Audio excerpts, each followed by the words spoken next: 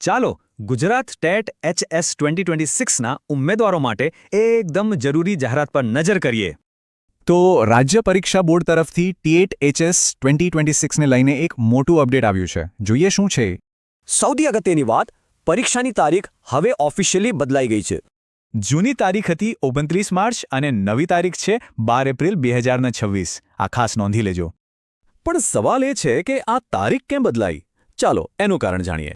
વાત એમ હતી કે TAT, HS અને ગુજકેટ આ બંને પરીક્ષાઓ એક જ દિવસે આવી રહી હતી. એટલે જ ઉમેદવારોને તકલીફ ન પડે અને બંને પરીક્ષા આપી શકે એ માટે આ નિર્ણય લેવાયો.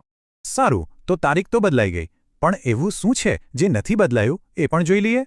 એકદમ રાહતની વાત છે. સિલેબસ અને પરીક્ષાના નિયમો બિલકુલ એના એ જ રહેશે. આનો મતલબ કે તૈયારી જે રીતે ચાલી રહી છે બસ એ જ રીતે ચાલુ રાખવાની છે. તો હવે આગળ શું? ઉમેદવારો માટે અહીં કેટલીક સૂચનાઓ છે જેનું પાલન કરવું.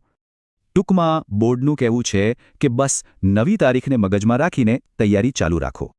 તો આ જે વધારાનો સમય મળ્યો છે એનો ફાયદો કેવી રીતે ઉઠાવી શકાય? વિચારો.